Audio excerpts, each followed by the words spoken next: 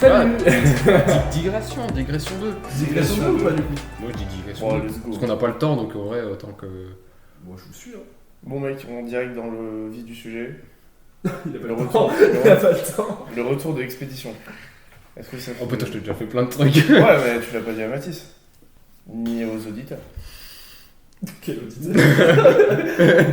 Là, c'est le moment où tu rajoutes un bruit de... C'est nous dans 3 semaines. Les auditeurs. C'est bien ce podcast. C'était cool. C'était ouf. Du coup? C'était fou, mec. Expédition de la Canche. À quoi? La Canche, la La rivière. Canche.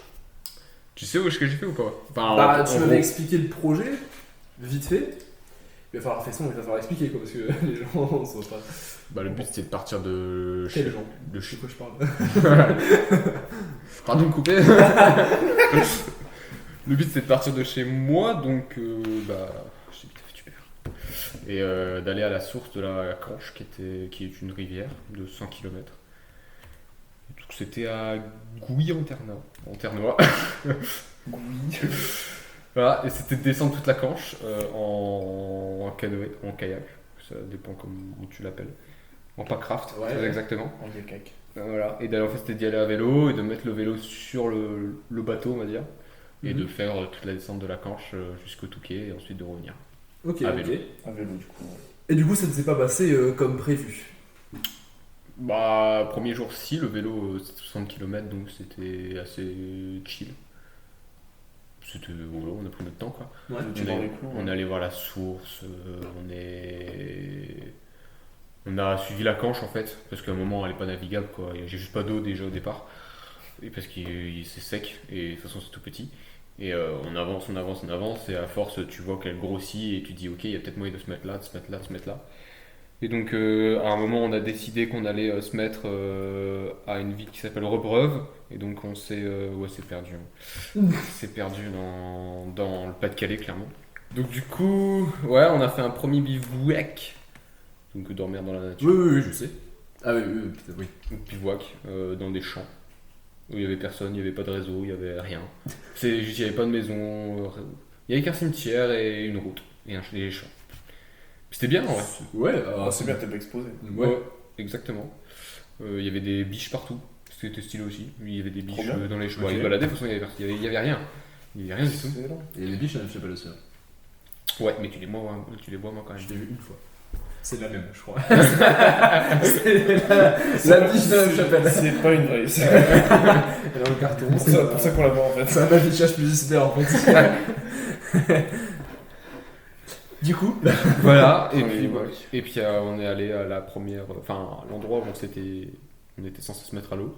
Donc évidemment on voit les gens qui se posent beaucoup de questions parce que tu vois deux mecs gonfler des bateaux en plein milieu de la rue. bah oui, forcément. Ça, Tu ça passes, tu raconte fais des caisses qui branlent quoi. Exactement. Bon, en vrai, ça va, il était tôt. C'était un village où il n'y avait personne, en fait. Juste, Donc ça va. c'est vraiment perdu, c'est fou. Et on s'est mis à l'eau. Voilà. Et bon, de toute façon, il y a une petite vidéo de ça. On s'est mis à l'eau à ce moment-là, c'est où je porte le truc. Et Faudra c'était montrer les roches. c'était vite une horreur, hein, parce qu'en fait, à chaque fois qu'on avançait dans la rivière, il y avait des arbres qui étaient tombés en plein milieu de la rivière, parce que la rivière, enfin, cette partie de la Canche, en tout cas, elle est méga sauvage. C'est-à-dire qu'elle n'est pas Ouais, du tout entretenue, t'as aucun service municipal ou quoi. qui va couper, tout ça. Donc en fait, c'est juste la nature, elle fait sa loi et tu te démerdes quoi. Donc du Ok. coup, c'est méga galère pour passer. Et t'as des arbres qui sont tombés tous les 5 mètres. Donc soit ça se passe bien et tu passes en dessous des branches et ça peut le faire. Soit tu passes au-dessus quand c'est possible. Ou sinon, bah faut prendre la scie et couper quoi. Mais la quatrième option, c'est que tu passes pas. Et voilà, la quatrième option, c'est que tu dois sortir les bateaux. Sauf que bah, sortir les bateaux, ça implique de désinstaller les vélos du bateau, désinstaller les affaires, désinstaller machin. Ce qui est très long. Ce qui peut prendre 1 heure pour juste passer un obstacle quoi. Et donc à force, il y avait juste un arbre tous les 5 mètres. Donc en fait, moralement, tu pètes un câble, genre tu passes une demi-heure sur un arbre et après tu avances un peu et tu fais ah enfin on avance et ah non, tu recommences. Donc au final, on a fait ouais, je crois qu'on avait fait 3 km en 3-4 heures. Donc on n'avançait pas du tout. Ouais. Et du coup, à un moment, on s'est retrouvé devant 7 arbres d'affilée. Parce que du coup, j'étais sorti, je m'étais pété la gueule plein de fois, j'avais marché dans les orties, mes jambes elles étaient dégueu, elles étaient horribles. Et j'étais passé à travers la berge aussi, c'était drôle. La berge s'est effondrée sous tes pieds? Ouais. C'est là où je me suis enfoncé. Ouais. Je me suis enfoncé là, et heureusement que je me suis retenu, mais je savais pas où je m'enfonçais en fait. Donc là, c'est les pectoraux. Hein, parce que t'as fait de là. Ah oui, c'est Ça, vrai, quoi. pardon, ouais, c'est vrai. Tu vois, juste en dessous. C'est pas de serré radiophonique. Hein. C'est vrai, mais là je vous parlais, tu vois, c'est ça. C'était mon truc. Mais ouais, faut vraiment faire gaffe parce que la vase, tu peux mourir en fait. C'est pire que des sables mouvants. En fait, ça en est, hein, simplement.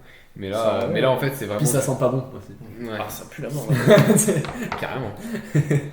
Et là, ouais, on s'enfonçait, puis tu traverses. Enfin, comment? Quand tu coupes les branches sur des arbres et des troncs morts. Donc, soit ça tient, soit tu t'effondres dessus tout ton temps. Parfois, on tombait. Donc, j'avais les jambes en sang, quoi. Et du coup, on a décidé, on a fait bon, on va arrêter nos conneries, on va prendre les vélos et on va avancer un peu, quoi. Ouais.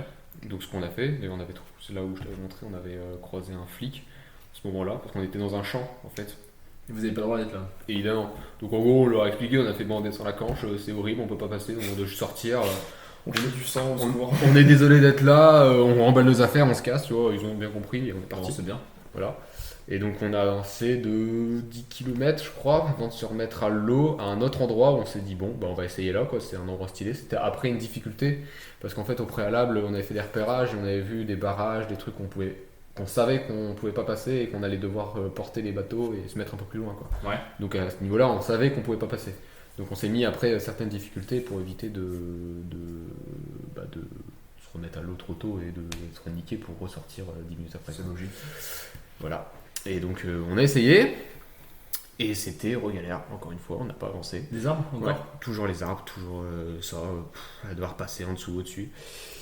Une horreur, quoi. Vraiment, moralement, on n'avançait pas du tout. En fait, ouais, c'est vraiment frustrant de se dire que. En plus, je sais pas si tu l'as précisé, mais vous aviez 5 jours.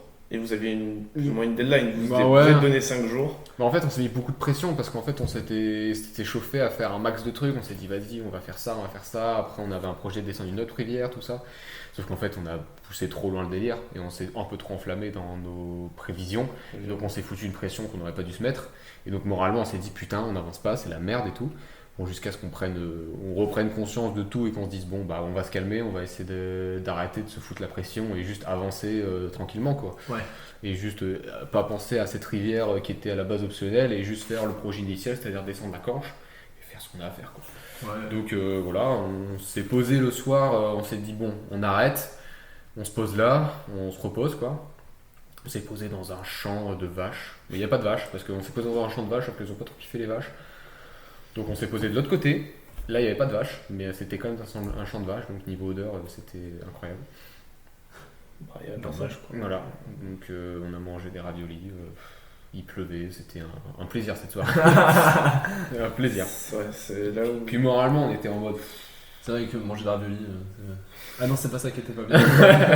Je pense que justement, le ravioli c'était le highlight de votre soirée. Ouais, c'était fou, c'était trop bon. Dans ce genre d'occasion, C'est ça, il faut manger un truc bon, quoi. Parce que Ouais, si en c'est plus ça. tu manges un truc dégueulasse, genre du maïs.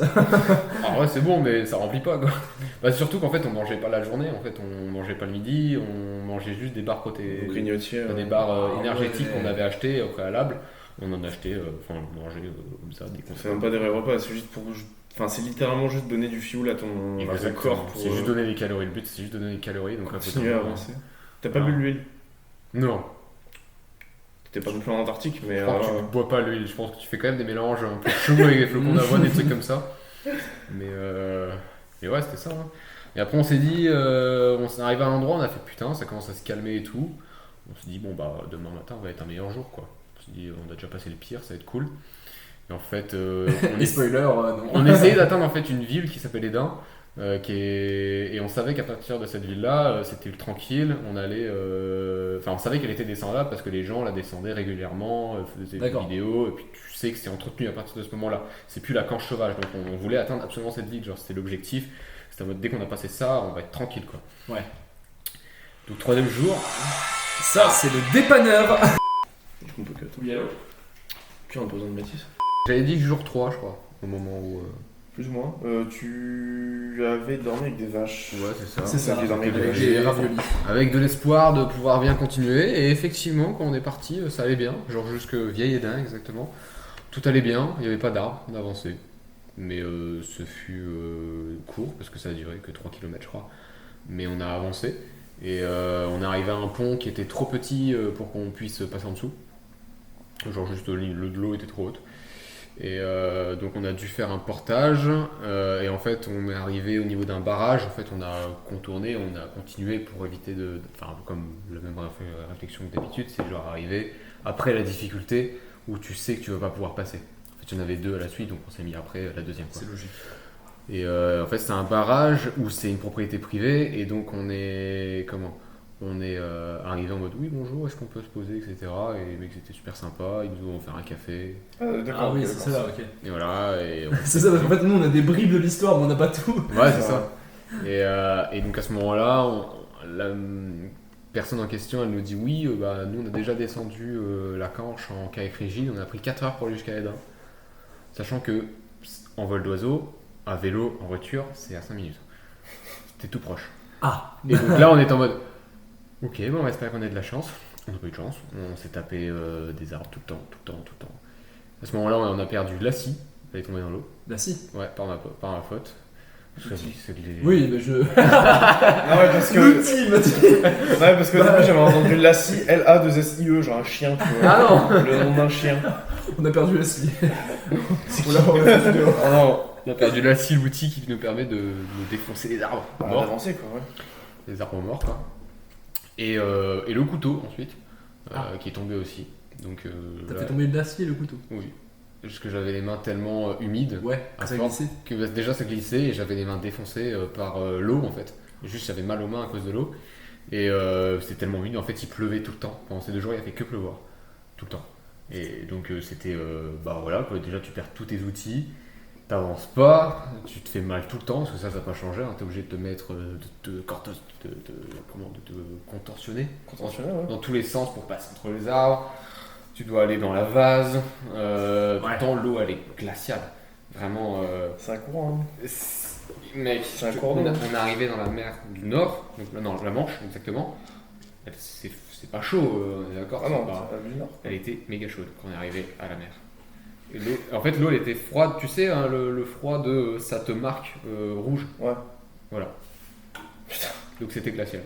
Et donc voilà, ça tout le temps. Après, se prendre des araignées partout, tout le temps. Tous les 5 minutes, t'as une araignée qui te balade sur toi. Donc à un moment, tu t'en fous, mais genre moralement, à un moment, t'en peux plus, quoi. Ouais. Surtout que t'avances pas et que s'il faut sortir, c'est faire une heure et demie de mettre de matériel, de réinstallation, désinstallation, parce que c'est lourd en matériel en fait. C'est, le vélo c'est chiant, c'est pratique parce que tu peux faire ce que tu veux, t'es libre de faire ce que tu veux. Mais au niveau du matériel, à réinstaller, à désinstaller, à faire Ouais, tout ce ça. que tu m'expliquais, c'est que en fait, l'objectif c'est de remonter le moins possible parce qu'à chaque fois c'est 1h30 de transfert de matos Ouais, c'est ça. de haut à terre. Exactement. Même si c'est ultra pratique parce que voilà, en soi, c'est dans les faits, c'est tu prends ton vélo, t'as envie de faire du bateau, tu mets ton vélo sur le bateau, tu fais du bateau et si t'as envie de faire la chose, tu changes. Mais quand tu dois le faire, tu dois le faire tout le temps, c'est impossible. Et donc à un moment, on a fait bon bah là on en a marre, juste de toute façon on peut pas avancer. Donc on est ressorti pour la 4e fois en 2 jours. On est ressorti et on a fait fuck, on va aller derrière Edin, la ville qu'on voulait dépasser. Et on a passé, on a fait 16 km à vélo. Ah ouais. Et donc là, on s'est mis assez loin. Et là, on savait que normalement, c'était tranquille, on pouvait passer. Mais avec la peur on s'est dit putain, mais ça va recommencer. On n'était pas sûr en mode, on s'est dit putain, à tous les coups, il va y avoir des arbres, on va pas pouvoir Sur passer. les arrières. Mais on a avancé assez loin. Et donc là, 4e jour. Déjà 3e soirée, on s'était fait plaisir, on avait pris des sandwichs et tout, genre déjà bonne soirée. Au magasin, ouais. Voilà, on s'était fait plaisir pour le coup. Et on avait bon espoir encore une fois pour le lendemain, même si on avait peur. Et on avait tout installé, genre là on était chaud, toutes les affaires étaient prêtes déjà, on se levait, on partait. C'est ce qu'on a fait, et donc on est parti à 8h20, et c'était le 4e jour, et donc là on a eu des rapides à passer. Donc tu sais, je t'avais montré là le truc où mon bateau était rempli à moitié. C'était une rapide qui était assez chaude, hein, qui se fait, hein, parce que c'est un club de canoë qui est là à cet endroit-là, et ça se fait. Et nous on l'a fait, mais c'était méga violent. Mais je l'ai pas en vidéo, j'étais deg de celle-là. Après, on a eu quelques rapides, d'autres rapides, et c'était grave cool. Genre, c'était grave marrant. Et on n'a pas eu de problème au niveau des arbres, c'était tout droit. Les arbres étaient taillés, en fait, simplement. Et donc, on a avancé comme ça jusque Montreuil-sur-Mer. On a eu une bonne rencontre avec un club de canoë, mais là, il était 15h à ce moment-là, donc il y avait des gens qui faisaient leur entraînement. Du coup, on est allé voir en mode bonjour, est-ce qu'on peut passer? On a des canoës, est-ce qu'on peut passer? On se balade. Et il nous a fait bien sûr, les mecs se sont écartés, on est passé dans les rapides, c'était grave stylé. Entre les regards étonnés et instigateurs des gens. C'est ça. Mais évidemment, on a eu quelques moments où on savait qu'on devait s'arrêter parce qu'encore une fois, il y avait un moulin et un barrage. Et là, on savait qu'on pouvait pas passer, donc on était conscient du fait qu'on allait devoir un tour emballer et se démerder en portant les bateaux avec les vélos dessus pour éviter de tout désinstaller. Ce que je dis pas, mais c'est que la phase de renseignement, elle était importante parce que si vous ne savez pas et que vous avez foncé dedans, c'est soit le bateau qui éclate, soit le bateau et toi qui éclate. C'est ça. C'est que, en fait, le premier, on a eu un barrage. Le barrage, c'était indiqué. Les gens avaient fait la démarche de mettre des panneaux pour dire attention, faut pas aller plus loin. Le moulin, non. Le moulin, c'était. T'arrives dans le courant, et si t'es pas au courant, bah tu fonces dans le moulin. Mais, donc toi, t'étais au courant. On était au courant. Mais j'ai quand même été pris par le courant et j'ai dû me jeter sur un arbre pour éviter d'y aller parce que j'ai été emporté et je ne pouvais pas. Genre, j'ai essayé de me retenir à la berge et je ne pouvais pas partir. Donc, impossible de t'arrêter, ouais. Voilà, on a dû refaire à pied, on a dû faire du contre-courant à pied parce que même ramer, j'y arrivais pas. Putain. Ramer à contre-courant ? Ouais, impossible. Même quand tu forces à fond, impossible. Bah, déjà, parce qu'en plus, t'es lourd avec le vélo. Ah ouais. Donc c'est chaud. Hein. Et voilà quoi, il y a des. Question que j'avais pas pensé. L'ensemble bateau, matos, vélo, toi, ça fait combien de kilos à peu près ? J'en pèse assez. J'en pèse relativement. 90% du package pour être exact. Non, ouais, je pense qu'en termes de. Mon vélo doit peser 15, je pense. Ouais, je pense moi, je dois en peser. 15, c'est bien large. Voilà, moi je dois en peser 65 en étant très large. Donc tu fais le calcul. Le packraft il pèse le bateau du coup pour être exact. C'est 4 kilos, tu m'as dit ? Ouais, et gonflé, voilà, tu rajoutes la masse d'air, ça doit être 4-5 kilos. Et tu rajoutes le matos, nos affaires, la bouffe. C'est là que moi je suis pas en scientifique et dit tu rajoutes la masse d'air, pour moi ça enlevait des kilos du coup. En fait ça. J'ai bugué aussi, mais c'est vrai que ça rajoute un petit peu de poids quand même. Oui, c'est négligeable. C'est assez négligeable, mais c'est un poids quoi. Et plus toutes les affaires, la bouffe. Voilà, ouais, c'est ça. Le manger, ce qui permet de dormir, l'eau. Ouais, moi je buvais l'eau de la coche généralement avec une paille qui filtre. Oui, important de préciser que tu as une paille qui filtre, puisque si les gens ça fait rire de dire bois l'eau des rivières. Je bois l'eau des rivières, je bois l'eau du canal, c'est marrant. Ça doit être très bizarre quand même. Ouais, non mais c'est très bien. Surtout que l'eau elle était super fraîche du coup. Ah j'avoue, c'est sympa. Ça c'est très sympa. Mais ouais, on est lourd quoi. Hein. Tu voyages tout simplement.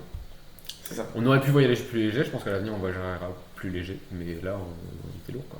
Tu peux évincer quoi dans le par exemple, dans le on avait mis des serviettes pour protéger le bateau du vélo, sauf qu'en vrai personne ne le fait parce que le bateau est assez résistant. Fait pour soutenir ce poids-là. Moi, celui qu'on était tellement parano qu'on a mis ça, mais c'est lourd. Ouais, et puis comme tu l'as expliqué, c'est qu'au début vous étiez très craintif vis-à-vis de la capacité du bateau à supporter des branches dans la gueule, et qu'à la fin, comme tu l'as dit, t'as foncé dans des ronces. Voilà. Bon, après c'était soit foncer dans des ronces, soit finir dans un moulin. Donc là, les ronces. Voilà. J'ai choisi les ronces. Exactement. Je suis tombé de survivre. Mais bon, ils ont pris des coups dans la gueule et ils vont très très bien. Bon, après, voilà, on a payé pour, hein, mais ils sont intacts quoi. Incroyable. Donc on est assez lourd. Bien. Chisp. Nice.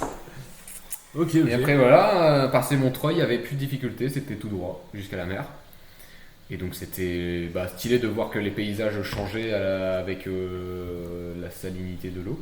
Ouais, tu m'as expliqué que à partir de Montreuil, tu avais l'influence des marées qui se faisait sentir et du coup, dès que tu as eu l'influence des marées, l'eau était de plus en plus salée. Exactement. Et je donc l'eau a été imbuvable, du coup, mais avec le filtre ne filtre pas l'eau, enfin, ne filtre pas le sel. Pas le sel, ouais. Ça, tu t'y attendais ou pas ? Oui, ça je le savais. Hein. Okay. C'était prévu, mais voilà quoi. Après c'était tout droit et tu sens les vagues qui commencent à arriver, tu sens le vent qui augmente et en fait tu navigues. pagaie, à contre-courant, parce qu'en plus on était en marée haute. Donc marée haute, pose problème. Donc marée haute, en fait, tu vas à contre-courant. Merde. Ah bah oui, je suis con. Tu vas à contre-courant. Et ça on le savait, mais on n'avait pas le choix en fait. Et en fait on a fait les mecs qui voulaient aller jusqu'au bout. Genre on aurait dû s'arrêter bien avant et se reposer pour le lendemain. Sauf qu'on a décidé d'aller jusqu'au bout. Et donc on a avancé jusqu'à atteindre la fin de la digue. On a vu des phoques notamment. C'était très stylé. Incroyable. On est passé des canards et des vaches à des phoques et des mouettes. Changement de flore, puis changement de faune. Exactement. ça. On voit tous les visages des gens qui sont en mode qu'est-ce qu'ils foutent. C'est débile. Mais on a eu plein de rencontres avec plein de gens qui posaient plein de questions en mode mais qu'est-ce que vous faites qui n'étaient pas forcément méprisants, mais qui voulaient juste. Personne n'a été méprisant. Tout le monde a été en mode mais c'est trop bien. Où est-ce que vous êtes partis Trop bien. Voilà, c'était incroyable. cool. Tant mieux. Et donc voilà, on est arrivé après 37 km de pagaie, ce qui est immense. En combien de temps 13 heures, non-stop. C'était immense, en fait on s'est trop donné pour le coup, on est allé au bout de nous-mêmes à ce niveau-là. Et on s'est retrouvé à la fin de la digue et on est allé sur la plage des pauvres d'Étaples, qui est la pire plage du monde finalement. Ouais. En fait c'est bien pour la raison naturelle qui est derrière et tout, mais en fait c'est blindé de vases et de sable mouvant. Quand on est arrivé, on avait vraiment flippé parce qu'on s'est dit on va rester coincé quoi. Et c'est un peu ce qui a été le cas, on a failli rester coincé. Et donc là, gros coup au moral quand on est arrivé là, à 21h, dégueulasse, blessé de partout, parce qu'en plus après on allait se nettoyer dans les rochers, je me suis coupé, je suis encore défoncé là, je me suis coupé dans les rochers assez violemment, et donc gros coup au moral, pour le coup on était crevés, on savait plus quoi faire, donc on s'est posé dans les dunes à dormir, mais on était à bout de force, et à bout mentalement surtout. Et surtout quand tu sais que t'as encore 100 km derrière de retour. Ah, surtout c'était le sentiment d'être t'es tout seul et personne peut venir te chercher là, personne aura la déterre de venir te chercher. Ouais, tu te sens vraiment seul au monde. C'est vraiment tu te démerdes quoi. T'es venu là par tes propres moyens et t'es foutu dans la merde tout seul et tu te démerdes tout seul. Mais à la fois avec du recul c'était trop bien tu vois. Ouais, sur le moment c'est pas grave. Sur le moment on était au point d'abandonner quoi. C'est chaud. Et on s'est dit mais on va jamais rentrer le lendemain, genre les bateaux étaient pleins de sable, on n'arrivait pas à les plier, on pétait des câbles l'un sur l'autre, on était... Ah, vous engueuliez ? Bah pas vraiment, mais genre en fait on était vénère sur nous-mêmes et on se vénère un petit peu sur l'autre et à chaque fois on fait excuse-moi on est fatigué et tout mais genre... Ouais, vous comprenez, c'est ce que je disais, c'est que vous êtes tous les deux d'un naturel calme et compréhensif, donc ça va, c'est une bonne cohésion. Si t'es avec un sanguin ou quoi, ça peut vite partir en couille. Ah ouais, avec un sanguin là, c'est fini. Hein. C'est qu'il pète un câble, si t'as pas de chance, il te met tout sur ton dos, et puis bah là, c'est juste encore plus galère d'avancer. Ouais. Mais c'était un mélange de sentiments, en mode t'étais content parce que t'avais fini, mais t'étais épuisé parce que t'avais 37 km derrière, parce que t'avais 4 jours dans les pattes, et que déjà, moralement, on n'était pas au top après déjà 3 jours. Forcément. Et qu'on a pris là encore un gros truc dans la gueule le soir même, et on était... Beaucoup d'imprévus, beaucoup de galères. Voilà, on rageait, mon vélo, il faisait n'importe quoi, genre il y avait ça frottait, on n'arrivait plus à avancer, on faisait des erreurs tout le temps, genre je perdais les outils, enfin un délire. Donc on s'est couché à 1h30 et on s'est laissé le temps le lendemain et on est reparti à vélo. Ouais, on a décidé d'essayer de longer la digue par le sable, enfin ce qu'on pensait être le sable. Et c'était de la base, donc on a failli. Ça fait un espèce de mélange dégueulasse, j'imagine. Donc on a fait 3 km. En fait, en 2 heures, on a fait 3 km et on a fait juste 1 km aller, 1 km retour. Parce qu'on n'arrivait pas à traverser les sortes de rivières qui se passaient là. Le vélo de les Wafa il restait coincé dans la base. On n'en pouvait plus, genre vraiment on pétait des câbles sur nous-mêmes. C'est galère sur galère, ça s'arrête pas en fait. C'est ça s'arrête pas. Là, genre... Tu marches, t'as tes chaussons, ils restent coincés. Tu t'enlèves tes chaussures, tu te fais couper.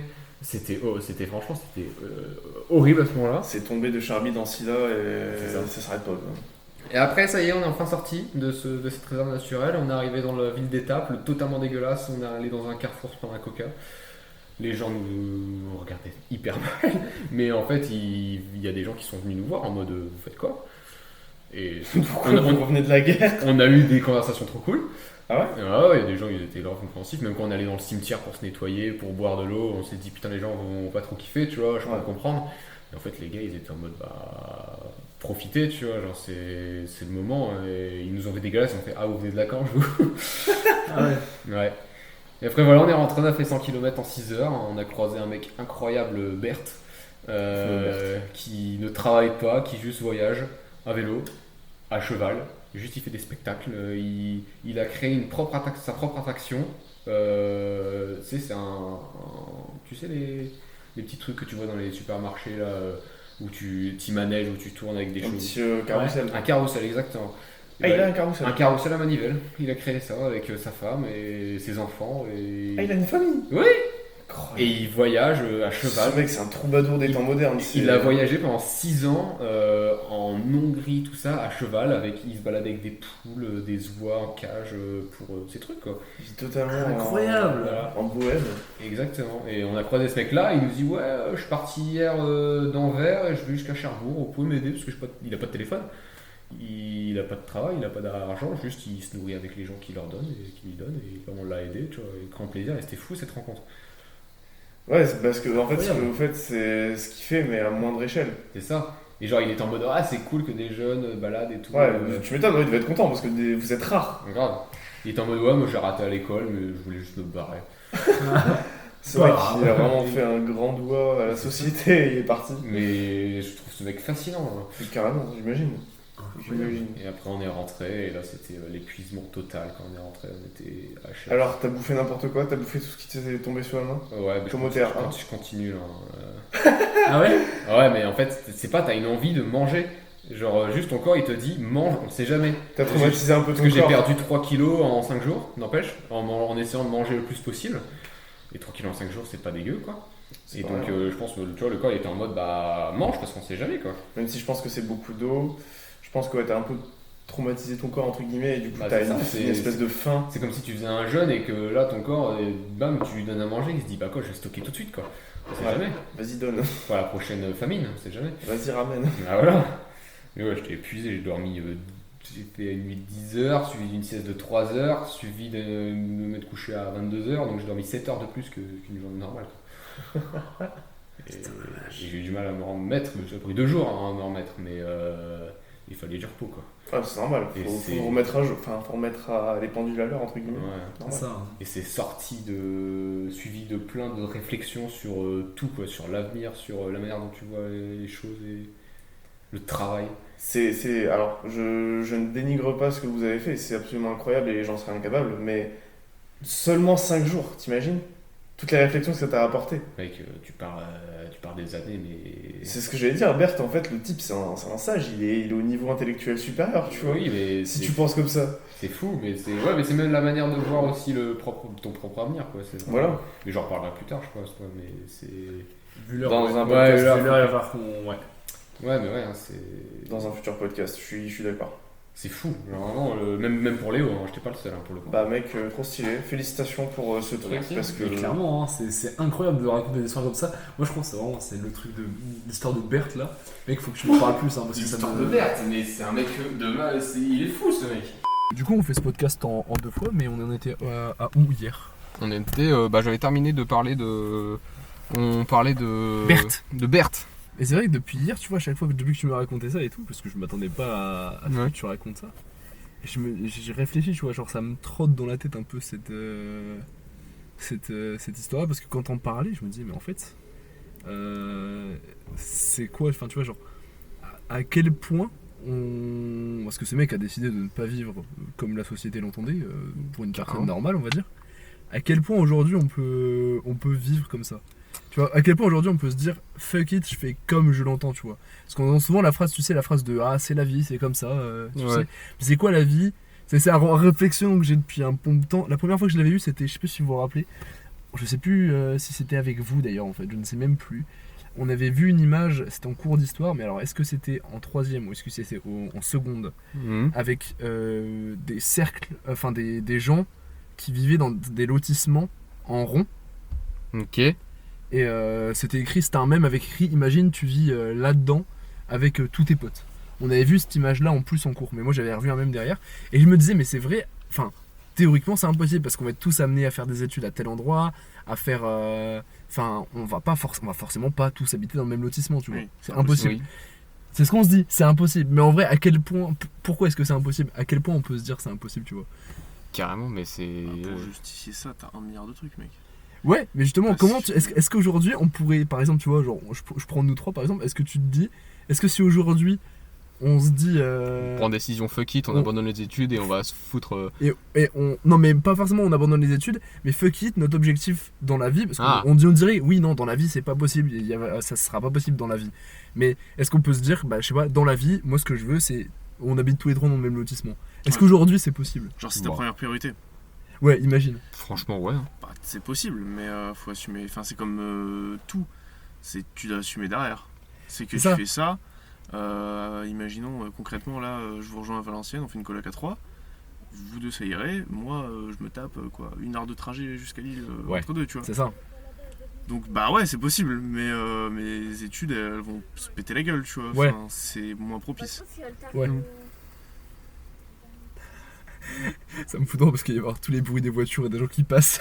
J'ai pas vraiment de questions, tu vois, de problématiques. C'est juste que c'est une réflexion qui revient souvent dans ma tête en mode mais est-ce que c'est vraiment possible de faire ce qu'on veut dans la vie, tu vois? Bah, ce mec, c'est tellement un personnage que, ouais, tu te dis, enfin, c'est l'archétype du fuck la société, quoi. Bah après, t'as le choix. C'est soit t'as réussi, entre guillemets, à avoir assez de liberté, je sais pas, que ce soit financière, vis-à-vis de ta famille, Parce que, ouais. vis-à-vis de tes obligations, de ton travail et tout. Si t'as assez de ces libertés, bah tu peux, entre guillemets, faire ce que tu veux. C'est ça, c'est soit. Ouais, c'est ça. Soit tu Parce que t'as réussis plusieurs financièrement et t'es libre parce que t'as une sécurité. Soit tu fais ça mais t'as pas de sécurité et là c'est plus dangereux. Enfin, de toute façon, entre guillemets, c'est un peu ce que tu fais, je sais pas, par exemple, pendant les grandes vacances. Où t'as pas. Genre, C'est pas faux. si t'as, entre guillemets, pas assez. Enfin, t'as du travail, mais t'aimes bien le faire, donc ça te va. T'as tes activités, t'es nourri par tes parents, t'as rien à payer en fait. Donc t'es libre de faire, entre guillemets, ce que tu veux, même si c'est pour un temps court. Ouais. C'est une sorte de liberté. Ouais, c'est vrai, c'est vrai. Mais tu peux essayer de l'adapter à ta vie future si tu réussis. Tout simplement, ouais.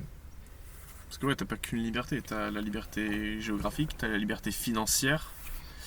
T'en as quoi d'autre? Liberté d'expression? Ah non, je suis hors sujet. Oui. Bah, pas tellement. Vu qu'elle est modulable selon l'endroit où tu te trouves, j'imagine que ça fonctionne aussi. Après, Oui, c'est sûr qu'il y a aussi une liberté politique. Hein. ouais, Enfin, ouais, c'est vrai. entre guillemets, quoi. Et là on retourne en philo de terminale. Ouais. Merde. Qu'est-ce Mais que Comment ça, merde? Mais- T'as pas aimé la philo? ah bon. Bah, trop bizarre, mec. Première nouvelle, mec. T'es bizarre. Wow, t'es bizarre, mec. Trop bizarre. Mais Non, c'est trop bien la philo aussi, je suis pas bien renseigné, c'est tout. exactement. Bah, c'était trop bien, Marc Aurèle.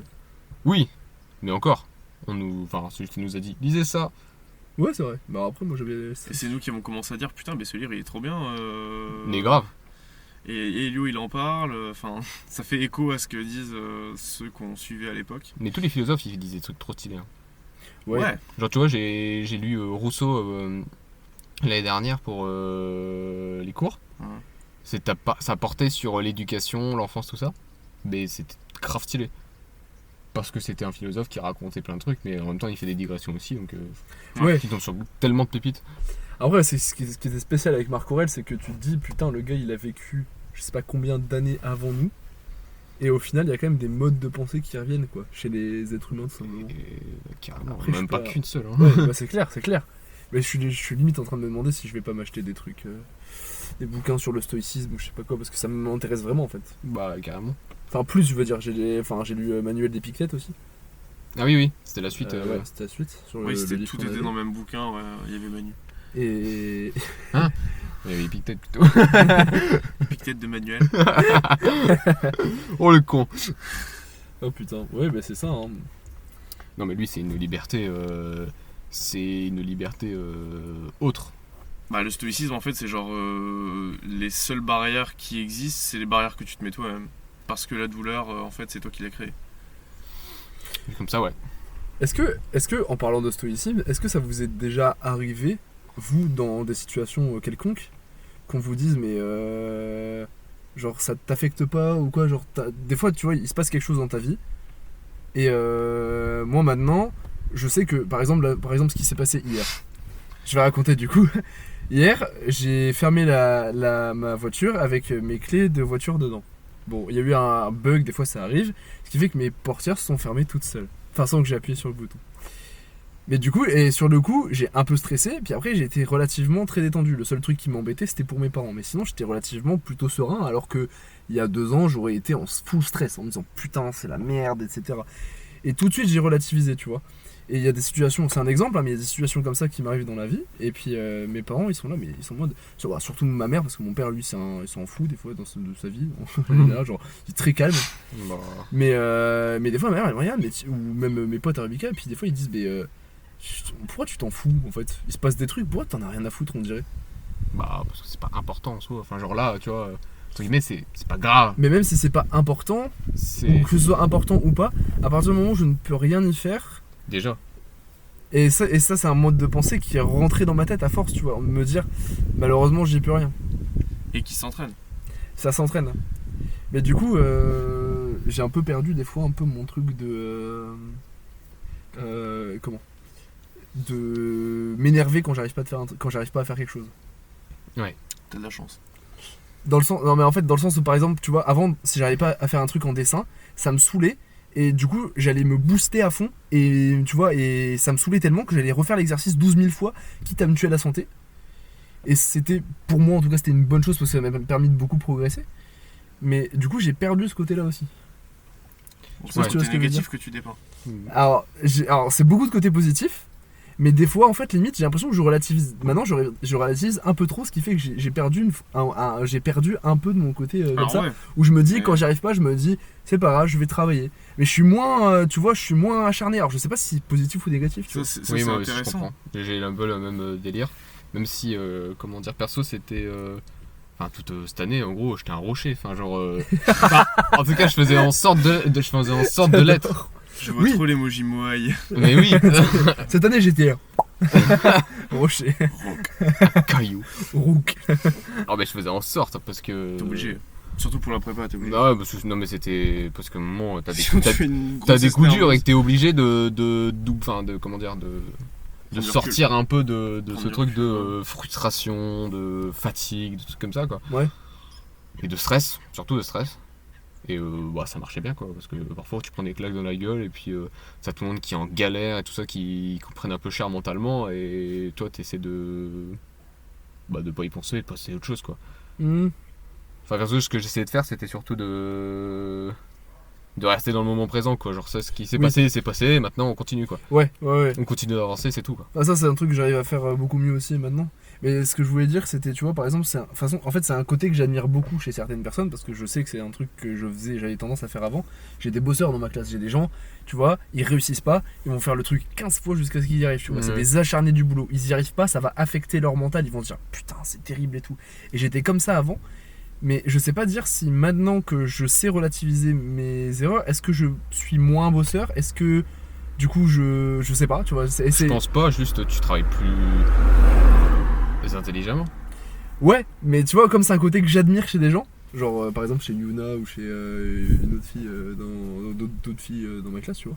Carrément. Je pense pas qu'il y ait des mecs comme ça dans ma classe qui soient vraiment hyper acharnés, si un peu Valentin. Mais des mecs comme ça, ils y arrivent pas, ça va les saouler et ils vont refaire, tu vois. Ça m'arrivait avant, mais j'ai l'impression de moins, tu vois. Quand j'arrive pas à faire quelque chose, je dis bon, c'est pas grave, j'essaie de relativiser. Mais je sais pas, du coup, tu vois, c'est comme c'est un truc que j'admire et que j'ai perdu ça.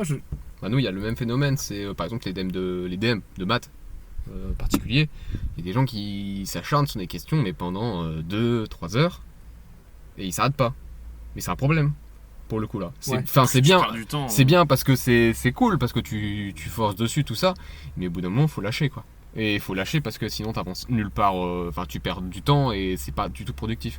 En fait nous c'est, je pense qu'aussi ça doit être ça de ton côté, c'est que le fait de forcer, de forcer sur ce dont t'arrives pas, c'est cool en soi. Enfin genre avec du recul tu te dis ouais putain c'est bien, il a forcé, il a essayé d'avancer quoi, de progresser. Mais quand ça influe sur ta productivité et sur le résultat final, là, c'est trop, quoi. Ouais. Enfin, je sais qu'il y a des moments, tu t'acharnes sur des questions, tu te dis oui je vais y arriver et tout, parce que sinon t'as le seum de pas avoir réussi, tu te dis putain merde ça fait chier, il y a des gens qui ont réussi, mais je sais que moi dès que je bug pendant plus de déjà une demi-heure, ça commence à faire beaucoup, bah je demande de l'aide ou quoi, et c'est justement ce que nos profs nous conseillent de faire. Ils nous disent si vous n'y arrivez pas, demandez à des autres, demandez à nous, parce que faut pas rester bloqué sur une question pendant 2 heures, parce que c'est plus productif et ça sert à rien. Enfin, de toute façon tu galères quoi, au pire tu reprends le lendemain, ce qui peut te faire avancer, mais sinon faut pas forcer plus quoi. Parce que tu vois, genre c'est souvent cette comment, parce que par exemple dans mon milieu du coup entre guillemets, j'ai été confronté à des giga bosseurs qui sont plus bosseurs que moi, enfin en termes de temps de travail et d'acharnement et de mentalité, c'est-à-dire des gens qui ne voient que par rapport au travail.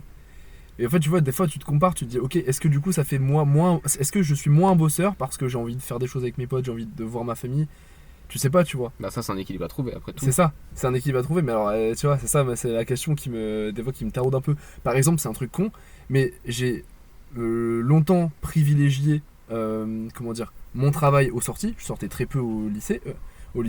Je suis sorti quand même un peu plus, surtout en fin d'année cette année. Mais du coup, j'ai fait un peu moins de projets perso. Mais ça m'a fait du bien à mon mental. Alors, est-ce que du coup, je suis moins bosseur parce que des fois, j'aime bien aller des soirées?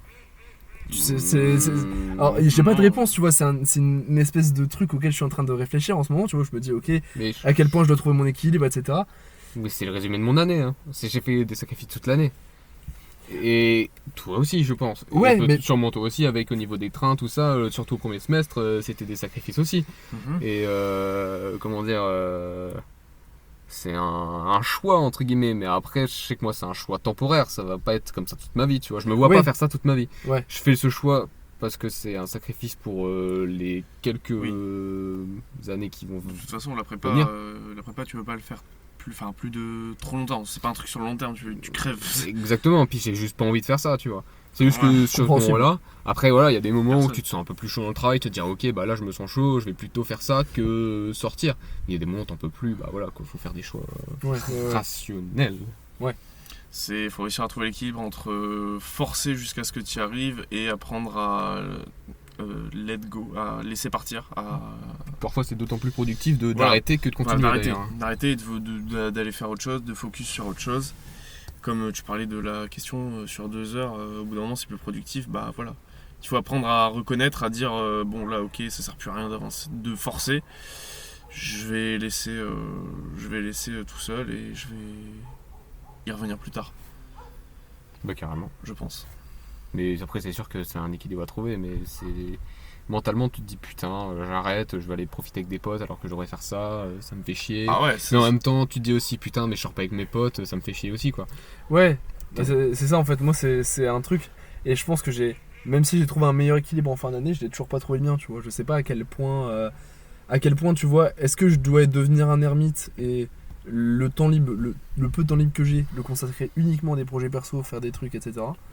Ou est-ce que justement c'est bien des fois d'aller en soirée, enfin je suis en train de réfléchir, tu vois, mais c'est bien, mais pose ma réflexion tranquillement. Faut juste pas être dans la productivité toxique, hein. De toute façon je t'avais partagé le post à vous deux là pour voir un peu qu'est-ce que vous en pensiez, et enfin moi j'avais 4 sur 5 je crois, 4 points, 4 ou 3,5 je sais plus, mais en tout cas j'avais... Toi t'avais 4, toi t'avais 3,5 je crois, et moi j'avais 3, donc on est quand même plutôt dans la productivité toxique que dans la productivité. Bon, je sais que j'en suis clairement. J'étais clairement dedans à un moment et je suis dedans depuis des années. Faut juste apprendre à le reconnaître et à dire bon ok voilà, faut lever les pieds. C'est ça. Il faut réussir à savoir lever le pied, genre en gros savoir t'arrêter, et quand tu t'arrêtes et que tu te forces à profiter, à faire autre chose, bah réussir à vraiment profiter. C'était un peu... Ça n'a pas rapport avec les études, mais du coup c'était un peu ce que j'ai rencontré cet été quand au soir, au lieu d'aller dormir, je profitais à aller voir ma famille, et que je voyais l'heure tourner, en fait j'arrivais pas à profiter parce que je me dis là je suis censé dormir. Et voilà, tous les samedis soirs quand j'étais avec vous et que je suis en mode les gars je dois y aller parce que sinon je peux pas dormir quoi. Parce que sinon je perds des heures de sommeil, ça me casse les couilles et t'arrives pas à profiter. Et faut réussir à dire nique sa mère aussi. Ouais, par rapport à ça, moi c'est vachement pratique que j'ai vraiment une résistance à la fatigue. C'est clair que parce que ça les heures bon après je vais sûrement mourir à 50 ans mais ouais, j'avoue. Moi, en règle générale, quand je suis bien, j'arrive à profiter parce que je me dis, oh bah tiens, j'ai pas vu passer l'heure. Bon bah tant pis, j'ai profité, c'est Ouais. une bonne chose. Ouais, tu vois. Non, mais faut savoir dire stop à un moment. Ouais, moi, c'est des réflexions que je vais devoir continuer, ça s'apprend, Tout le monde. de cette toute année, et façon. puis on verra comment ça va se passer. Mais c'est vrai que. Ton point d'équilibre, même une fois que tu l'as trouvé, le point d'équilibre il va changer au fur et à mesure du temps, selon ce que tu fais, selon ce que tu deviens. Donc Ouais. t'es constamment en train de chercher l'équilibre. Moi, je sais que c'est surtout le long terme. Genre, en fait, je peux avoir une routine qui va être très haute, mais tenable mentalement. En mode, tu travailles énormément, mais avec très peu de loisirs. Mais voilà, sur un moment, avec de la discipline, un peu de motivation qui reste passagère, on va dire, parce que c'est toujours passager la motivation. Surtout le début, ouais. C'est ça, voilà, ça peut, je le tiens sur quelques mois. Et il y a un moment où, où en fait, il y a un sentiment de. Enfin, t'es saoulé, quoi. Déjà, t'es saoulé Ouais. parce que tu fatigues, t'en as marre. Et parfois, tu vois, je culpabilise, je me dis putain, mais pendant ce temps-là, il y a des gens qui font tel truc, et ça C'est exactement ça. c'est pesant, genre. Et c'est là où ça commence à la décadence, c'est là où tu commences à plus tenir ton propre rythme, qui était déjà où à la base. Ouais. Et là, ça devient toxique de fou, parce qu'en plus, du coup, ça te saoule, parce que tu tiens plus ton rythme, parce que t'as l'impression de moins travailler. Et c'est un cercle vicieux de temps en temps. Hein. Bah, Je suis d'accord. j'avais vu, je sais plus à qui, je l'avais envoyé à l'un de vous deux, voire aux deux. Et j'étais tombé une fois sur une phrase qu'avait dit un coach en disant les vrais bosseurs, c'est pas ceux qui se tuent à la tâche et qui ont. Qui se tuent à la tâche et qui travaillent et qui disent qu'ils se donnent à fond. Les vrais bosseurs, c'est ceux qui se demandent s'ils en font pas assez. Ouais. Donc, Ah, ça me dit Dans le quelque chose, sens où des mecs, il y a des mecs qui bossent beaucoup mais qui sont suffisants et qui se remettent pas en question, et d'autres qui se remettent en question, tu vois. Ça, c'est une phrase, des fois, quand je suis pas bien, je me dis, ok, je me pose la question, c'est que j'ai envie d'être productif, c'est toujours une bonne chose, tu vois. oui, bah oui, clairement. Mais c'est une phrase qui m'avait, j'avais relevé, je m'étais dit, c'est intéressant. Mais C'est clair. je sais pas si la phrase est vraie, mais en tout cas, c'est une phrase qui booste des fois.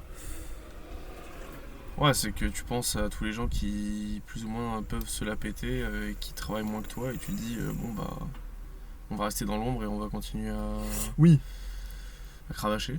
puis surtout que les gens le voient, je veux dire, t'as pas besoin de t'en vanter, quand t'es un bosseur, voilà. On peut arrêter la digression ici ou pas? Je sais pas. Moi, j'allais vous parler enfin, j'allais continuer sur. Si vous êtes chaud pour l'année prochaine. Moi, j'ai pas envie que tu en parles. Non. On va clôturer Mais du celui-là. coup, c'était quoi ta question? Ouais, j'avoue. fini, Bah, c'était si vous êtes chaud pour l'année prochaine, tu vois, genre. Moi, j'attends que ça, moi. C'est vrai? J'attends que ça, mec. J'attends vraiment que ça. Là, j'en peux plus, là. C'est vrai C'est pour ça que je taffe de ouf, là. En ce moment, je travaille de ouf. Je fais entre les rendez-vous et les trucs comme ça. Dès que j'ai du temps libre, je bosse sur mes projets. Et j'attends que ça. Bon, après, quand j'y serai, les vacances vont me manquer. Mais Ouais. forcément. là, ça me brûle, tu vois. Genre, il faut que j'y retourne. Là. Bah, un peu pareil, c'est que pour avoir. Ouais, en gros, j'attends vraiment ce nouveau début d'année parce que j'ai envie de m'y remettre. J'ai envie de m'y mettre à fond parce que je pense que je me suis pas assez mis à fond pour ma première année. Donc, comme tu dis, Mathis, je pense que mes vacances vont me manquer. Surtout qu'elles ont été courtes, mais En fait, longue, mais raccourcie par Le taf. le taf, quoi. ouais, longue et courte à la fois. Oui. Mais ouais, je l'attends en fait. Depuis juillet, je dis que je les attends. Ouais. Donc bah ouais, let's go. Et toi, mec? Pas du tout. Je vais rester en vacances, moi. C'est vraiment celui qui a posé la question. Et Avec une petite larme dans la boîte, et vous avez envie de retourner ou je suis le seul Non, mais qui c'est intéressant. pisse dessus C'est intéressant, mais non, j'ai pas du tout envie de retourner. Ah, c'est Après, le goulag aussi, voilà. donc bon, qui a envie d'aller au goulag? C'est juste que de la vision que j'ai eue de l'année dernière, je suis vraiment quand t'as eu la vision, t'as pas envie d'y retourner, quoi. ouais, bah c'est sûr, quand tu sais que tu l'as fait et que tu re-signes pour un truc pareil, bah. Ça va être plus court en soi. Ouais. Mais parce que j'ai dans la marche, j'ai fini les cours. Mais les concours, ça va être. Enfin, Du coup, ça te fait un semestre en fait. Ouais, en fait, le deuxième semestre, il est un peu. Enfin, de toute façon, s'il y a les semestres chez nous, ça sert à rien. Ouais, ça existe pas. Ça sert à rien parce que de toute façon, les notes sont juste purement indicatrices. Surtout en Indicatives. deuxième. Indicative ou indicatrice? Indicatrice. Ouais. Indicative. Je ne sais pas. Je retiens indicatif. Bon, de tout cas, on comprend Bref, l'idée. ouais. Elles indiquent. Voilà, surtout deuxième année parce que y a pas de parce que à la limite la première année ça te permet de décider si tu vas passer dans une classe étoilée ou une classe la classe pas étoilée ou est-ce que tu vas pouvoir partir en une option ou dans l'autre, donc ça donne une idée quoi. Par contre en deuxième année c'est clairement juste indicateur de ton niveau quoi. Ok, d'accord. C'est tout. Mais en soi ouais j'aurais fini les cours assez vite quoi. Ah, c'est vrai ça, putain. Mais bon, Ah, je vais me t'en sentir finis les seul cours après. pour embrayer Ouais. sur. Ça va être terrible là. Mais après, je serai là. Enfin voilà quoi, après je pars pour 2 semaines de révision, je pense que je vais rester à l'internat, je vais pas rentrer chez moi, parce que après j'ai plus cours, j'ai pas besoin de venir à Donc Valenciennes. ce sera en avril où tu vas rentrer chez toi. Ouais en théorie ouais, mais après il y a le début des concours en avril. Donc, Et là, la guerre commence. c'est ça. Mais étrangement, beaucoup de gens disent que c'est la meilleure partie de la prépa. Ah ouais? Ah ouais, Ouais. les concours? Ouais. Putain. Après, c'est un peu genre C'est ça qui est l'achèvement, c'est terrible. l'accomplissement. C'est l'achèvement, voilà. Après c'est sûr que tu vois, dès que t'as fini les examens écrits, t'as un mois où tu fais rien. Ah, Tu pour les révises euros. pour la suite. Les gens révisent pour leurs oraux, font leur TIPE généralement, donc le projet de fin d'année, donc tous les TP qu'il faut faire, la rédaction, le diapo et tout ça. Et donc en fait t'as plus cours, donc t'es là pendant un mois. Mais le rythme il s'effondre quoi, c'est beaucoup plus faible. Ah ouais c'est ça, c'est que en C'est la plus fin, quoi. t'as révisé tout le temps, t'as tout le temps révisé pour les écrits, donc en soi les oraux t'as juste à revoir et à continuer à revoir. Donc c'est un peu la période assez tranquille jusqu'en mi-juin, et ensuite mi-juin tu pars aux oraux pendant un mois. Ça dépend si t'as de la chance ou pas. Tu peux finir le 6 juillet comme tu peux finir le 18 quoi. 18 juillet. Ouais, max. Oh putain, tu m'avais dit le 10. Non, c'est le 18. En fait, ça dépend. Hein. Il y a des gens qui ont eu des euros jusqu'au 18 juillet. Hein. Mais, 18 juillet. mais voilà quoi. Mais c'est vrai que l'année est courte en soi. Ouais, Elle est c'est une très prépa intense. quoi. Mais c'est sûr que là, le rythme il va être. Bien élevé. Ouais, voilà, j'ai un peu. Après, c'est la dernière ligne droite. Hein. Sauf si je fais une troisième année. Mais la troisième année, c'est la meilleure année. Donc, Ah bon? Ouais. Pourquoi? parce que t'as pas besoin de suivre les cours. Ouais, t'es là pour être Tu là. fais que des exos tout le temps. Que des sujets. Donc en gros, ouais, tu t'entraînes. Voilà. T'es avec tes potes, tu fais les sujets au fond de la classe.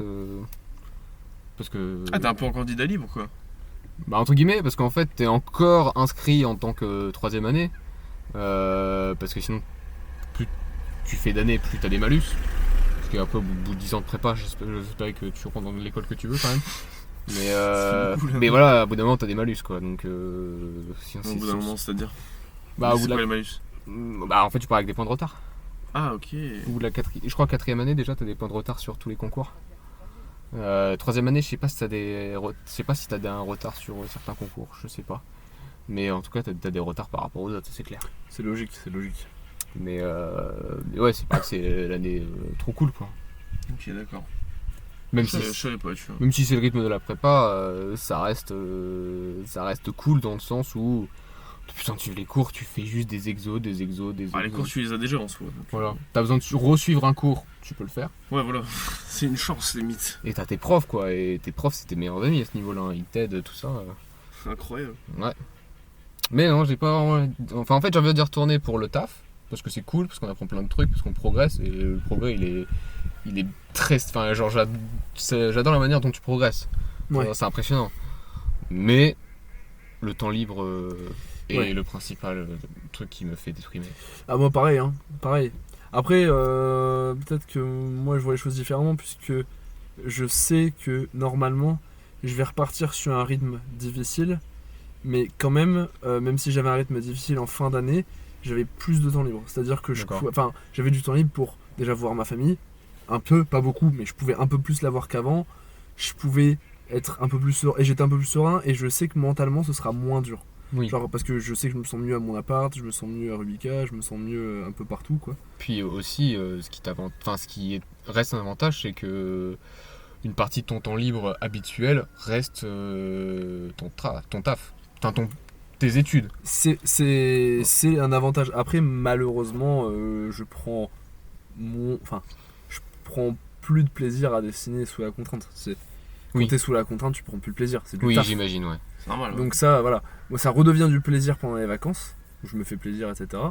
des fois j'arrive à, tu sais, à rentrer un peu dans j'arrive à rentrer un peu dans le flow et puis faire mon taf, mais c'est jamais, enfin c'est très rarement autant du plaisir que Je suis d'accord. Là, tu vois, j'ai suivi un cours par pur comment juste par je sais pas, par volonté d'apprendre des choses par moi-même, quoi. Donc Par c'était curiosité, là. voilà, par curiosité, c'est le mot que je cherchais.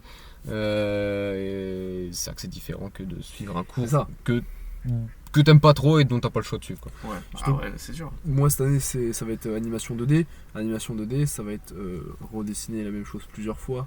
D'accord, Ça ouais. va être long et chiant, basiquement. Moi Ouais. je pense pas être attiré par ça. En tout cas, je Ouais. pense pas que je vais m'orienter dans ça. Donc à mon avis, ça va être ma bête noire, ça va être l'animation 2D. Enfin, en termes de matière, ça va ce que, enfin, je vais me donner à fond. Je vais essayer de faire des dingueries. Mais ça va pas être ma passion, quoi, tu vois, de Ouais, c'est sûr. refaire le même personnage un petit peu décalé vers la droite, ou tu vois. Ouais, c'est. Tu dois faire. Surtout que moi je suis tatillon, tu sais, c'est pas. Je fais pas vite fait le dessin et puis c'est fini. Moi je refais bien mes traits, je refais. Et ça va falloir que je me débarrasse de cette habitude, parce que sinon ça va être un enfer. Et par curiosité, genre pour une minute de vidéo, c'est combien d'images à peu près? 24 secondes, c'est 24 images par seconde. Ok, L'animation c'est entre. Enfin, ça dépend. 24 images. Les, ok. comment dire, les actions, ce qu'on appelle les actions rapides en animation. Donc par exemple, je sais pas, c'est un mec qui court, c'est 24 images. D'accord. Parce que si tu fais 12 images par seconde, ça va être très saccadé. Mhm. Par contre, une action lente où il n'y a pas trop de déplacement entre une première et une deuxième position qui sont adjacentes, C'est du ça va être 12. du 12. D'accord. Ah, je Pour savais gagner du temps. Enfin, tu peux faire le choix, en tout cas, en tant que. C'est un choix artistique, on va dire, ou technique, les deux, j'ai envie de dire. Où tu peux te dire, ok, pour économiser du temps, de l'argent, de la santé mentale, tu passes sur des actions lentes à 12 D'accord. secondes. Et c'est même très souvent le cas, D'accord, ok. je Ok, pense. d'accord. De ce dont je me rappelle du livre que j'avais lu de Richard Williams, qui est un peu la bible de l'animation 2D. Enfin, c'est le livre que n'importe quelle étudiant en animation se doit de lire selon la plupart des personnes. De ce dont je me rappelle, c'est le cas dans pas mal de productions. Quoi. Ok, d'accord. Parce que c'est une perte de temps. L'œil voit pas vraiment, enfin, voit pas fort la différence. Quoi. Il a pas le temps de voir la différence. Ouais. C'est ça. Et ça vaut pour Mappa, par exemple, Bah pas. le studio de l'Attaque des Titans. Pardon. ça. Oui. Quel con. Alors, c'est l'animation japonaise. C'est pas la même chose. L'animation japonaise, c'est un monde à part, on va dire, tu vois. Par exemple, tu vois, l'animation américaine, c'est très con, mais par exemple, je vais te dire un truc, le lip sync, enfin lip sync, je sais pas comment on va le dire, je pense lip sync. C'est-à-dire la synchronisation des lèvres avec ce que tu vas dire. Mhm. L'animation, le vieux style d'animation, par exemple, je vais dire une connerie, Disney des années 60, 70, 80. La vieille animation, ça va être très travaillé en termes d'expression faciale. La tête, elle va bouger, ça va être très naturel, très fluide. Et les lèvres vont vraiment suivre ce que le personnage va dire. Ok. Donc ça va être très travaillé. Là où tu vois, dans certaines, par exemple Mappa, des fois, pour gagner du temps, c'est très statique l'animation dans certains. Il Ouais. n'y a rien qui bouge. Si imaginons c'est un personnage à table avec 4 autres personnages et qu'il y a un personnage qui parle et les autres le regardent, il va y avoir très peu de mouvement. Et le mouvement, ça va être une image avec le mec qui a la bouche fermée, une image avec le mec qui a la bouche ouverte, à moitié ouverte, avec les O, avec les A, et tu vois, ça va être un peu. Un mix de tout et ça même, pour que ça. c'est ça. Et même dans certains studios, ils se font pas chier. C'est une image bouche fermée, une image bouche ouverte, tu vois. Et ça va être. Pareil, ouais, ça. Et ça, dans la saison 4 de l'Attaque des Titans, ça m'avait marqué tellement ils avaient pas fait d'efforts, quoi. Ok, d'accord. Parce que Première dans partie certaines ou scènes, première partie, deuxième Ouais, partie, je me rappelle plus trop. C'est la première qui avait surtout fait polémique par rapport à l'animation. Dans la dégueulasse. première, tu regardes, ça fait peur quand même. Ah, T'as surtout l'impression que quand les mecs t'as- sont morts, quoi. Et pareil, surtout tu quand regardes. ton œil, il est alerte à ce genre de truc, ça doit être vraiment choquant. C'est ça, mais surtout tu regardes, pareil, c'est pareil, dans Jojo, c'est très, c'est pas comme ça dans pas mal d'animés, mais un personnage qui parle et s'il se passe rien d'autre et que le mec bouge pas, il va très peu bouger et ça va être, ça t'évite de trop perdre de temps en fait. Ouais. T'as qu'à redessiner le menton et hop, ça change tout. Et tu peux faire un copier-coller du dessin et juste changer le. Ah, c'est numérique, donc tu peux faire ce que tu veux. D'accord, ok. D'ailleurs, Et est-ce que, enfin, attends, les gros studios d'animation comme ça, est-ce que les gens arrivent à s'adapter, enfin, est-ce que les créateurs arrivent à s'adapter pour dire que voilà, pour dire que, Attends. Oui. Oui. Est-ce que les Si vous studios, voulez venir faire le podcast. est-ce que les studios arrivent à s'adapter pour que Pour que, je sais pas, par exemple, un producteur, enfin, je sais pas comment on dit, quelqu'un qui dessine. un animateur Un animateur, voilà, fasse un dessin. Typiquement, on s'occupe d'une scène et fait une partie de la scène, et un autre animateur fasse la partie de la scène. Est-ce que ça va se voir au niveau du dessin, est-ce qu'ils vont savoir s'accorder et faire la même chose? Alors dans un petit studio, en général, tu vas être sur des animateurs touche à tout un peu. Donc c'est-à-dire c'est des, je sais pas, dans un petit studio d'animation, un tout petit. Mhm. Tu vas être par exemple, je vais dire une connerie, 10 sur un petit court métrage. Sur, je sais pas, peut-être un an, tu vois, je vais dire une connerie, hein. Je lâche le truc comme ça. Ok. Tu vas toucher à tout, c'est-à-dire que tu vas faire, des fois tu vas avoir des scènes tout seul à toi gérer, ça va être en fonction de tes capacités, et là à ce moment-là c'est comme sur la BD, il faut se mettre d'accord sur un style, sur ce qu'on appelle une direction artistique, et donc il faut qu'on fasse tous exactement la même chose, parce que sinon forcément ça se voit. Bah ouais. Dans Mappa, enfin dans le studio, enfin par exemple dans les animés que tu vois, c'est plein de mecs qui sont là qui animent, tu vois, et tu ne vois pas la différence. Ouais, carrément. Ton style en tant qu'animateur, enfin être un bon animateur, c'est avoir son style, mais savoir s'adapter. C'est-à-dire que quand tu es tout seul, tu fais tes projets, tu peux mettre ta patte. Faut avoir une patte, tu peux avoir une patte et un univers très spécial. Par contre, quand tu travailles en studio, tu t'adaptes au style du studio. C'est le principe déjà. Ouais, logique. Ouais, carrément. Ça, c'est dans un petit studio. Par contre, dans un grand studio, c'est très fréquent que t'aies un mec qui soit animateur, l'animateur de tel personnage. C'est lui qui va D'accord. animer toutes les poses de tel personnage. Encore pire que ça, si c'est un très grand studio, ça va être découpé en éléments. Par exemple, il va y avoir ce qu'on appelle un air animator, celui qui anime les cheveux. Il anime les cheveux de pas mal de personnages. Ouais, c'est Tu vois, donc lui, il va faire les cheveux de tous les Mais ça va personnages être dans un film. super galère. C'est super Galère chiant et aussi. chiant. Ouais. Oh putain, C'est un jamais métier- je fais ça. C'est un métier de merde. Ah oui, bah oui, on peut le dire. Il y a Enfin, des- c'est limite alimentaire parce que tu fais que des cheveux, tu t'emmerdes au bout d'un moment. Bah c'est ça en fait, c'est ça, artistiquement c'est très limité, c'est pour ça que ça m'intéresse moins. Mais c'est pareil, par exemple, il y a un mec à Ubisoft, il travaille et il est embauché, il fait des cailloux. Il est très bon en modélisation de cailloux, il modélise des cailloux. Pour Ubisoft, depuis je sais pas combien de temps. Jacques The Rock Boulon. Putain. Et c'est pas le genre de truc que je veux faire, mais bon, Ouais, après, heureusement si qu'ils le sont là, mec ces il mecs. Hein. s'éclate, Heureusement qu'ils sont là, ces mecs. bah il y a des mecs qui. Après c'est ça, tu peux te dire, bah t'es modélisateur, tu vas pas tout de suite modéliser un vaisseau, un super vaisseau spatial pour la scène de ton film. Donc tu vas commencer, tu vas modéliser des toilettes. Tu vois, genre tu vas modéliser les toilettes de GTA, c'est con hein. Mais Oh, putain, euh, ouais, et c'est même- commencer par là et déjà. en fait techniquement, personnellement par exemple, tu vois, je trouve ça plus enrichissant Ouais. de faire des trucs diversifiés mais nuls que des trucs bien mais en boucle, tu vois. Tout dans la même. Bah Voilà. ouais. Je préfère modéliser des toilettes et puis genre je sais pas, des salles de bain par exemple, des salles de bain à la chaîne parce que t'as plein de trucs à faire. Être modélisateur de pièces en fait tout simplement, tu modélises des petits objets tout le temps différents, puis tu vois, que juste par exemple t'es un modélisateur de nounours en peluche, tu vois. Tu fais des nounours en peluche dans un film, dans Toy Story par exemple, je sais pas, tu Ok, vois. ouais. Donc, Ouais, moi, parce c'est- que moi, ça t'oblige à commencer en bas de l'échelon et tu peux grind. Après c'est pas ça qui m'intéresse, tu vois. Moi je vais faire d'autres choses, mais quitte à choisir, je préfère faire ça, tu vois. Ouais, ok. Entre ça et un travail à la chaîne, parce que c'est ça, c'est un travail à la chaîne après. Ouais, tu m'étonnes. T'as fini un caillou, tu fais le caillou 2, tu fais le caillou 3, tu fais le caillou 970, tu fais le caillou 971. Et Mais au bout d'un moment, t'as fait assez de cailloux, il peut pas. Juste. Enfin, façon. en fait, t'as fait tellement de cailloux que t'es bon en fait. T'es trop fort, tu connais tous les types de cailloux, tu connais toutes les petites de mousse qui peuvent aller sur les cailloux. T'es un connaisseur de cailloux à la fin, tu vois. Ta vie, on te parle de cailloux, tu es incollable. C'est terrible. Juste à, Ok. juste à Licence l'aspect, de après ce qu'il y a dedans. Ah ouais, ça, je sais pas, hein, mais. Ouais, Non, j'avoue. mais c'est ça. D'ailleurs. Et du coup, voilà, j'espère que j'ai répondu à ta question. Bah ouais.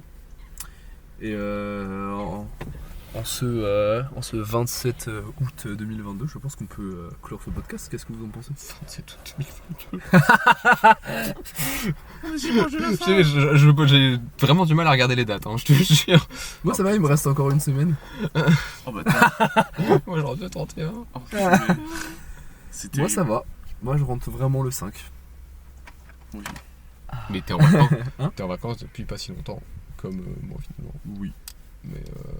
Mais t'as pas travaillé cet été. Comme voilà, moi finalement. Voilà.